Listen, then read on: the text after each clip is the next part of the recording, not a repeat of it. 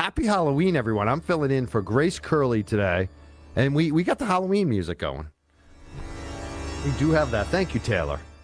How's everyone? I hope everyone's having a good, happy Halloween today. We've got some scary books here. I don't know if you've seen this, but we got the new Howie Carr Mass Corruption book. I just got my hands on it. It's phenomenal. Covers a lot of different scandals in Massachusetts.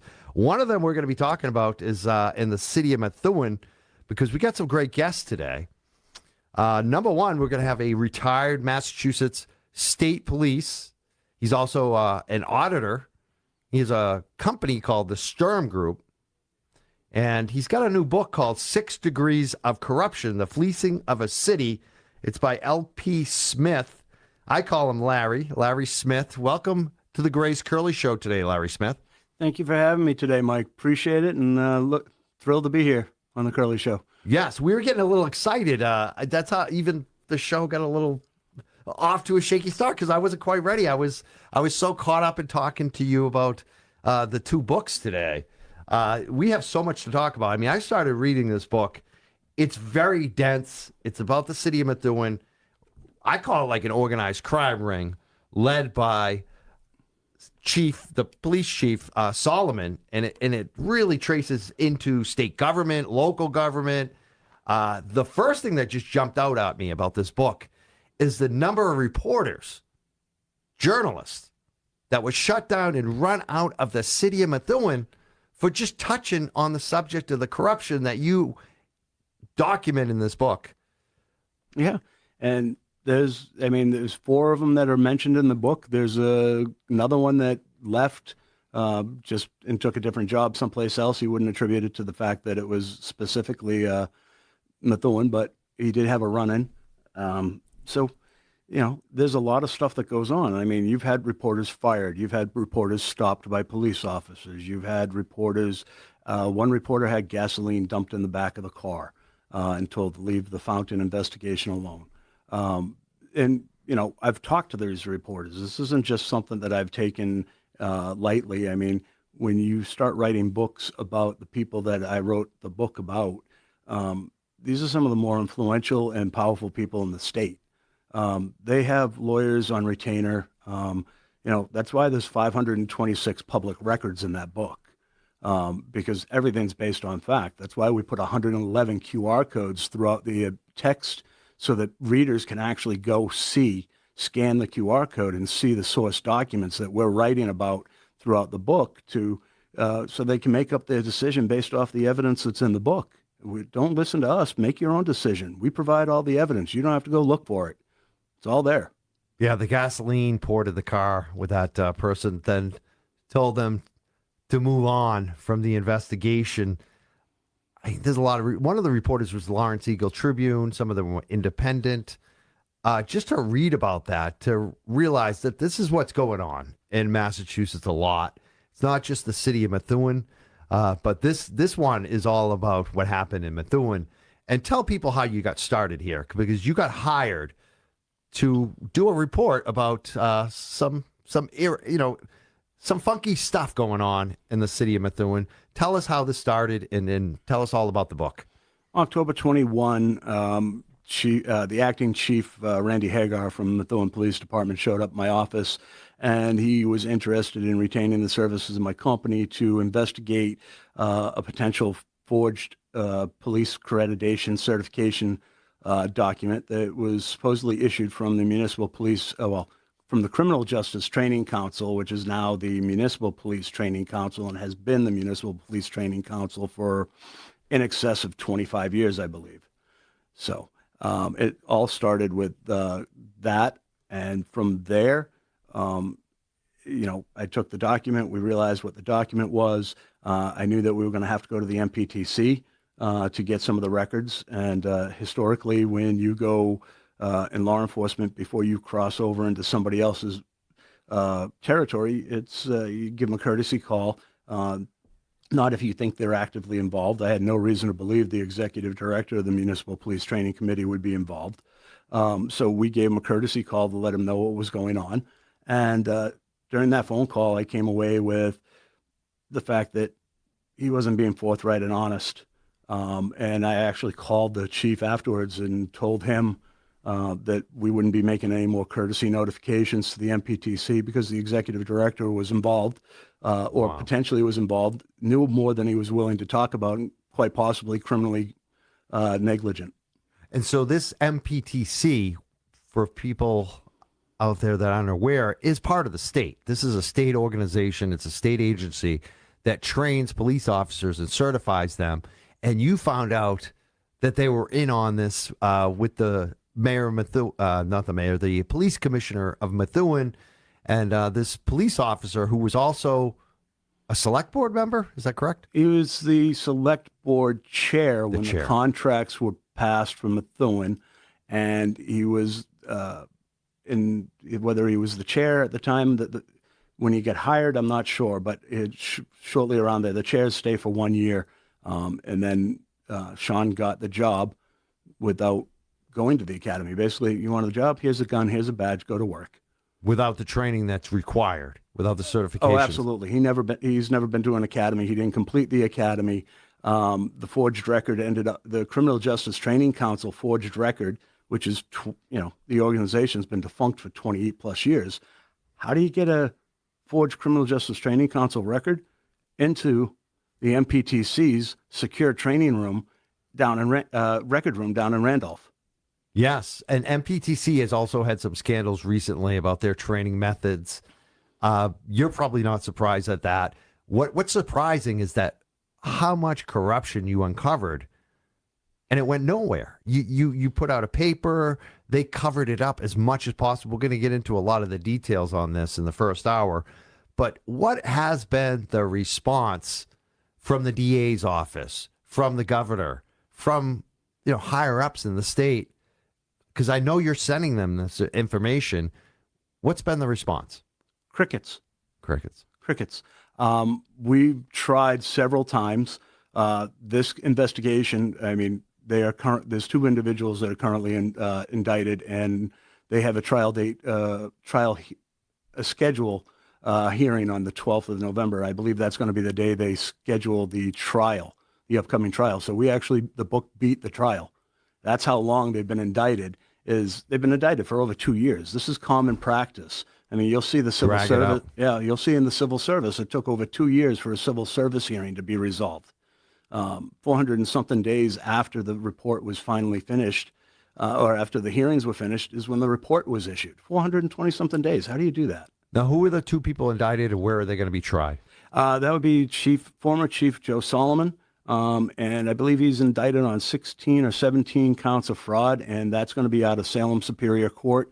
And Sean Fountain, who was the fake police officer who literally arrested or summoned over 60 people, wrote search warrants, testified in 2 homicide trials, one in New Hampshire, one in Massachusetts. He basically lied on his application. He did. He lied on his application. He lied on his firearms application. And then when it was time to tell the truth, because they changed the processes on verification for the license renewals, he changed and he went back and acknowledged the fact that he had a 209A on the application. What's your phone ringing? Shouldn't be me. I don't have a phone here. Me neither. I'm like, whose phone ringing? Not mine. All right. Yeah, I mean, you have so much going on in this book. And it's interesting because Howie Carr, his new book, Mass Corruption, also has a chapter on Joseph Solomon. What I'd like to know is when Joe Solomon and Sean Fountain go to court in Salem Superior, I'd like to show up and kind of cover that. So I hope you let us know when that's happening, because I'd like to check that out. What do you think about the new DA? Because John Blodgett, I think you weren't happy with some of the actions. What do you think about the new police chief in Essex County? It's Paul Tucker. He's also a former police officer. Well, there's some issues with the district attorney and the fact that the office has allowed the report to be improperly impounded. There's a mass order of impoundment that you have to adhere to when regarding impounding records for court. So you might have to make a a redacted copy. It's only good for so long. You can't just turn around and say it's impounded until the case is over.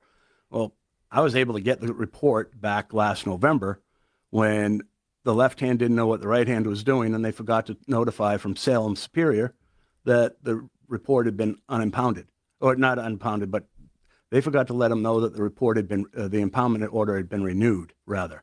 So they didn't know. I went to court. It looked like it had expired. I legally acquired the record from there, and I made sure that I was sending text messages to geofence me there. I made sure to show that I walked out of the court with holding it up for the cameras. So if there was any other question, because I wrote the report, I had the report. I didn't need to do this, but I needed to do it to be able to get out of the confidentiality of the investigation. Once the record becomes a public record, and technically it was a public record when it was issued to the court, and I had it. But just to be clear, I wanted to make sure. So we did it that way, and sure it happened. They forgot to notify it, and I ended up getting it.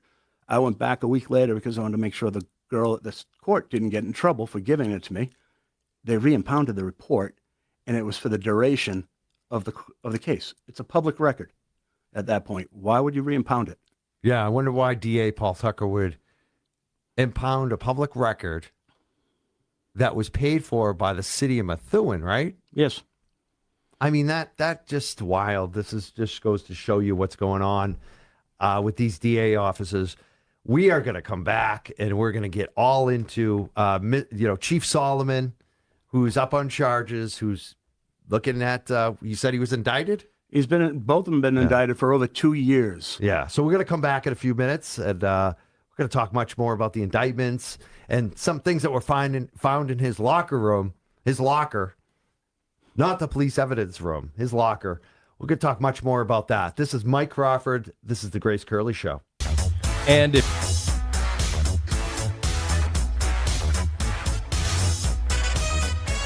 it's that time of year, it's Halloween. Happy Halloween, everyone. We got the Ghostbusters theme going. I love it. That was a great movie. We got a poll question today. Today's poll question is brought to you by Perfect Smiles. Don't be fooled by imposters with similar names. If you're unhappy with your smile, you need to visit Dr. Bruce Houghton in Nashua. Call 1-844 a perfect smile or visit perfectsmiles.com. Definitely get your teeth checked out if you can, because Teeth health. Yeah. Key. I've Leads to recently heart done disease. that, and it's been phenomenal. It's like the best investment I ever put in myself. Jared, I always like Jared. Jared just brought it in. Taylor is behind the board. Thank you, Taylor.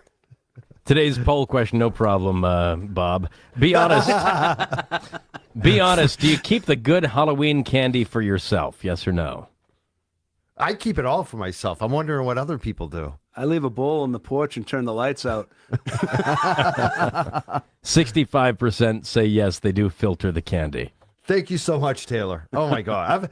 Today, usually when I get here, I'm all nervous. Today, I'm too chill. I'm just like I don't know. It's funny. Like I screwed up Taylor's name. This is unbelievable. Bob. Call me Bob. Yeah. I think I need a drink. I think I do. I hope everyone's having a good Halloween. We're not playing trick or treat. We are eating candy though, but we're talking about an evidence locker scandal right now, which is trick or treat in a different way. Well, Larry, and for people that have just tuning in, we have Larry Smith here. He's got a book called 6 Degrees of Corruption: The Fleecing of a City by L.P. Smith. We know him as Larry Smith, retired Massachusetts State Police officer. He also is an auditor. His company's called the Sturm Group. They did an audit in the city of Methuen and found a lot of corruption with the police force, and specifically with this police chief who's now been indicted. There's also a section in the book, the new Howie Carr book, Mass Corruption, about this same scandal about Joe Solomon. And there was an evidence locker scandal with Joe. What exactly was found in Chief Solomon's locker, and why is this strong evidence that it's a violation? Well, in evidence, there's the chain of custody that's necessary, and it's established by the due process. which is in the Bill of Rights, and the Founding Fathers thought so much of it and that they wanted to make sure the states actually adhered to it. They put it in the 14th Amendment 100 years later during the Reconstruction period. And due process gives the individual the right to examine evidence, to cross-examine witnesses, to see the evidence is going to be used against them in court. Well, if you don't have a chain of custody, how is it that I know the evidence that you have hasn't been tampered with? How do I know it hasn't been altered? How do I know? It's not like we don't have a history with drug lab scandals and other evidence scandals in law enforcement here in Massachusetts. I mean, you had Braintree, the 2 drug lab scandals. You've got this Methuen thing that happened. And basically, Joe got fired by the mayor. The chief got fired for cause. And the next day, they cut his locker off, cut the lock off his personal locker. And in his locker, they found 2 .25 caliber handguns, 1 .22 caliber handgun, assorted ammunition, some drugs, some sexual assault material, porn, and a bong, yeah, too. water bong, yeah. Which, I mean, come on, yeah. Some of you folks might know that I am, I like the cannabis, and so knowing that, I know what that's about. I mean, you don't have a bong in your locker if you're not using it. You know what I mean? There's no reason why he had a bong in his locker, and this is when it was illegal, right? Yeah, this was back in 2008. Which is ironic because if you had this type of a scandal where you have this kind of evidence that's secured in a locker of a fired police chief, I would think that would automatically require an audit of all the evidence, because what else was he doing? Yeah, it's unbelievable. Yeah, what else was he doing? Well, at that point, there was so much stuff there. They turned it over to the district attorney. The district attorney decided no. They weren't going to bring charges, which is surprising. This is Mike Crawford. This is Grace Curley Show. We're going to be back talking much more about this corruption. He did the monster mash. I love it. I love the music today. Good music today. Yeah, Monster Mash. This is Mike Crawford hosting the Grace Curley Show today. Happy Halloween, everyone. I hope you eat the extra candy. It's part of our poll question. Make sure you save some of the best for yourself. I don't know if you have kids coming by today, if they're knocking at the door, but you should enjoy it too. Us adults have to enjoy the Halloween candy too. I'm definitely gonna have some extra chocolate today. We'll be having some chocolate. I hope people are enjoying it today. We're talking about corruption, a different type of trick or treat, a different kind of Halloween scary story. 6 Degrees of Corruption: The Fleecing of a City is a new book by L.P. Smith. It's about corruption in the city of Methuen. There's also Howie Carr, Mass Corruption, just came out. Get that book. There's 2 great books we're discussing today on the Grace Curley Show about local corruption. I would get them both for Christmas. I intend to share these books around family for Christmas, definitely. And one of the things we're talking about right now is Chief Solomon, who's been indicted. Got to come up in Essex Court upcoming. I'm looking forward to seeing how that plays out. But this police chief, we talk about the evidence law, his own personal locker, having evidence in there. But initially, he kind of got hung up on federal grants and not following where the money was supposed to go with the federal grants. He illegally pushed it to his higher up guys. Like he did not follow what he was supposed to do, and that was the original kind of where things started to go south for Chief Solomon. And then the Civil Service Commission got involved. Yes, once Chief Solomon was fired by Mayor Manzi, he has the right to appeal to civil service. So he did appeal. A new commissioner who just came on, Paul Stein, was assigned the case, which is kind of surprising considering he's a brand new commissioner and this was going to be a significant case. This took 700 and some odd days to come to a conclusion. There were 23 testimony days.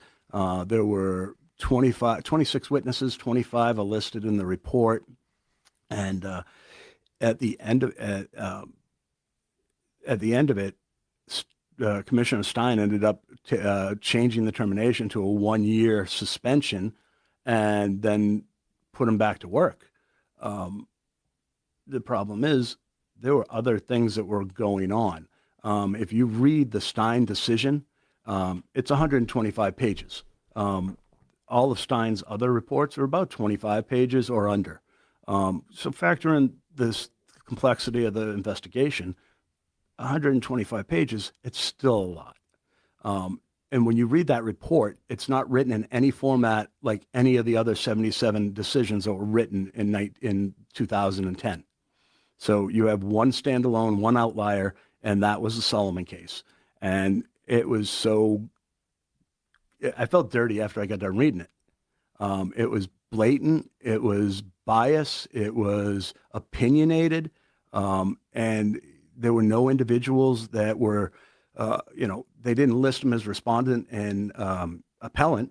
They just listed the individuals. Now, normally in a report, you'd write Sergeant Larry Smith, Mass State Police. That would be it. He used language for individuals, and you can pick out which individual was going to testify for the town and which people were going to testify for Solomon by virtue of the positive language that was put into these. Wow. So he's assuming credibility based off of your appearance, how you appeared, what you've done in the past, nothing to do with what you actually are about. And he ignored other hard facts, it appears, throughout the investigation. I mean, that report was horrible. Did that Stein ignore clear misconduct findings in that report? I would say, yeah. I wasn't in his position, but I've read the 125-page report. I know what the evidence was that was in there, and I can't come up with a justification for his decision. And it's just so grossly different from every other report he's ever written. Matter of fact, I called the commission and I got him on the phone. And I started having a conversation. He was guarded, but he was conversational. And he's like, so what case would you like to talk about? I'd like to talk about the 2010 Joe Solomon case that you wrote, which is a public record. Demeanor changed, put me on hold. Next thing I know, I'm talking to the Civil Service Chief Legal Counsel. Didn't want to talk to you. No more. What was different in the decision from his others that year? Like, what made it an outlier? Why do you think it was so different? And why do you think he did that too? I don't know why he did it definitively. I mean, I have my ideas and thoughts, and I'll let people read that part of it, and they can make their own decisions because the report is actually embedded in that text with one of the QR codes that are embedded in the book, so people can scan that and actually see the 125-page report that he did. But it's different from every other report he wrote. Normally, the respondents and appellants are broken out into respondent and appellant, and it would be, Mike Crawford, young Jurks, as a witness, Larry Smith, State Police. Okay. No, it wasn't that. He wrote Mayor Manzi was a tall, loquacious individual, well-spoken, articulate. His family owns a liquor store. He just won re-election, and he was run against by this individual. None of the stuff that has anything to do with why we're here and what that investigation was about. When anybody without any investigation can read this report, look at other reports, and figure out there was something up in that. Yeah, I met Mayor Bill Manzi in the past. He was a nice guy. I like him, but I think he had some issues too, didn't he? He had some false allegations or allegations that he was able to, that were disproven. Okay. Supposedly he was taking a bribe, which turned out not to be the case. Wow. Or at least nothing that was able to prove any of it. And that complaint came from within the police department. Yeah, because there's a lot in your book. There's a lot of false allegations. The kind of the system. They're playing games here. They're trying to set people out, move people out who you're either with the chief or you're the enemy. It's kind of how it ran in Methuen, right? Oh, absolutely. I mean, it doesn't matter if you're the city solicitor. Yeah, they video recorded the city solicitor's office over allegation of sexual harassment. When you go back and you look at that and you look at the people involved and everything else, It appears to be a setup. Yeah, even that. I read about that too in your book. I haven't read the entire book, but I read a good portion of it. And even that, they seem like they set him up with hiring this woman. It's unbelievable And when you really look into it. And they supposedly got permission from Essex County District Attorney Jonathan Balodgett's office to do that. There's a lot of tiebacks, a lot of favors that were given by the DA's office that other people wouldn't have gotten, that Joe Solomon was the beneficiary of. And this is the running thing too. We've seen this in Norfolk County with the Canton Police between the DA's office and what we call the McAlberts. There seems like there is a good old boys network, and the DA's office and the local police departments are thick as thieves, and they get away with a lot. You actually wanted to be part of the Canton police audit, but decided to step away because of the way it was run. Do you want to comment on that quickly too? Yeah, the Canton audit, we pulled the paperwork because we got called by several people that lived in Canton as a result of the Methuen investigation. They heard the reputation that we were building. And we pulled the paperwork. We looked at the paperwork. We sat down. We identified 5 fatal flaws in the RFP.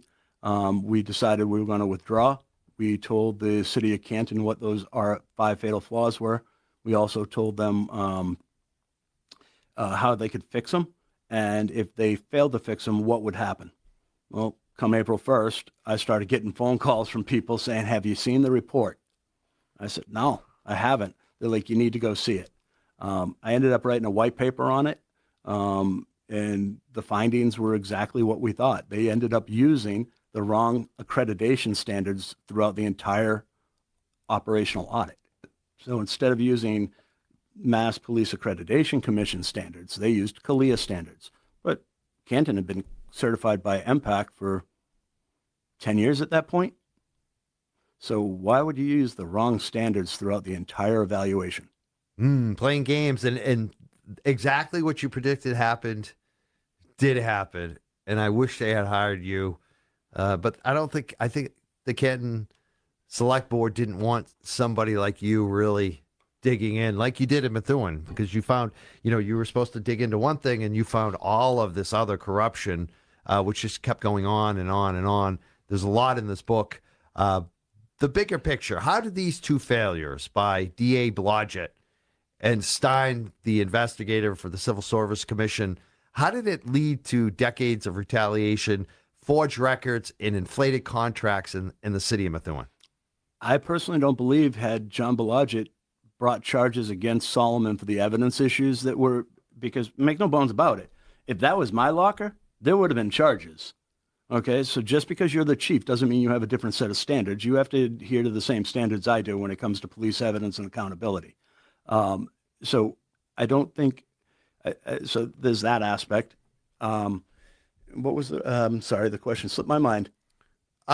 You basically were asking about the retaliation, forged records, and inflated contracts, because you have a lot about the contracts and how these police chiefs play games and they get extra money here through these inflated contracts. Yeah, and that was the whole point with the Stein decision and with the getting his job back and Blodgett not charging him. That allowed him to get his job back.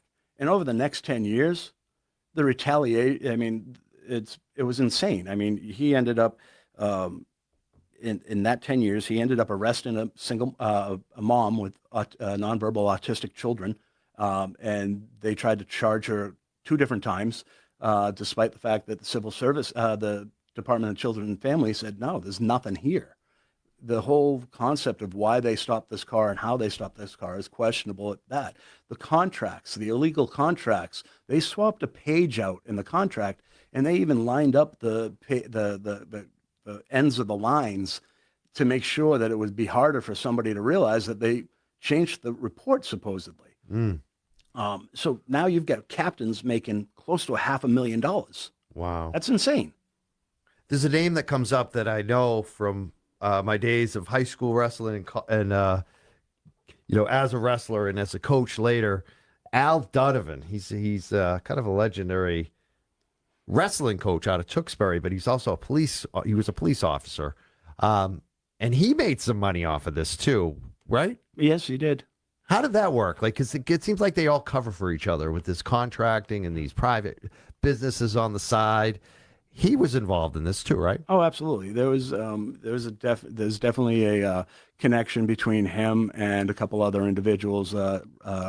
Chief Stanley from Andover, North Andover, Solomon, and assessment centers and things of that nature, who was doing the disciplinary hearings and doing the investigations and whatnot. And, we did some digging into Donovan and found some pretty damning information that's in the book that I prefer to just leave there for the moment. It's sad to hear. Oh, it's disgusting. Because I know the good work he did with the wrestlers and the kids. I know some of those Tewksbury wrestlers, and it's funny because these police chiefs, this is what they do a lot, is they cover for each other. He locked up a rape victim. Oh boy. Oh boy. How? I see. I haven't read that part yet. I haven't got that far in, huh? Oh, well, like I said, I'm gonna there's be a lot more in disappointed. this book that you're going to want to find out. And like you said, there's QR codes throughout this whole thing, so people can look at the actual documentation in the book as well. Yes. And on the back, you've got the murder board that we put together that lets you see all the people that are involved, gives you a brief background of each one. And that's just half of the murder board. The other half is going to come out on the other book, so you'll be able to put the two of them together and see the entire murder board. Wow. So it's people are starting to pick up on it. People are afraid. I mean, there's a lot of retaliation that's gone on besides what I've gone through just on their end. I mean, people getting harassed, losing jobs, going to midnights. All of a sudden, yep, you got to go here. Well, I got to watch my kid. I don't care. And now for disciplinary reasons, favors were granted, things of that nature that were off the chart. Yeah, town workers are under pressure. Journalists were under pressure. Yeah. Like you said, people got run out of town. Journalists were getting pulled over. One of the journalists reported, which you mentioned earlier in the show here, is they had gasoline in the car. There's a lot to cover here. In this book, it's six degrees of corruption, the fleecing of a city. It's a book by L.P. Smith. We're talking to Larry Smith, retired Massachusetts State Police and an auditor, uncovered a lot of corruption in the city of Methuen. We're going to come back and just kind of wrap it up with Larry and kind of hear his final thoughts. This is Mike Crawford filling in on The Grace Curley Show. Welcome back. This is The Grace Curley Show. It's Mike Crawford filling in for Grace today. We've got a guest in the studio playing the Halloween music. Happy Halloween, everybody. We only got a couple minutes left with Larry Smith. He's a retired Massachusetts State Police.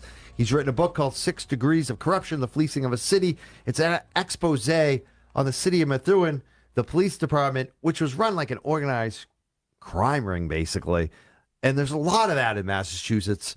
We want to get some final thoughts on this today. All of this is backed up by evidence. It's in your book. There's how many QR codes? What can listeners actually see in the QR codes from the book? They can see videos of city councilors calling for the report to be released. They can see transcripts from depositions. They can see the investigative reports that have been done from myself, from CNA, from the Inspector General, ethics, things of that nature. So pretty much anything that we were talking about at the time is we're providing the source document at the same time that you're reading about it so that you can actually follow along with it so you can make your own decision. We don't have to tell you. I mean, look, I'm not a rocket scientist. That's 526 public records. Anybody can do this investigation, and I encourage people in their cities and towns. Look what Canton was able to do by uniting and doing a common cause. Market Basket, turn around, look at Mothers Against Drunk Driving. One voice started that. Yeah. And how many lives have been saved because of one voice? So let's start this. Let's get people engaged. Hold your politicians accountable. This is all public record, easy to find. Yeah, the Massachusetts State Police are releasing a lot of documents right now, too, with FOIA requests from the Free Karen Reed people. And it's funny, Mass Governor Healy has another scandal on her hands with this big cocaine bust. It's just wild. What reforms? You got 30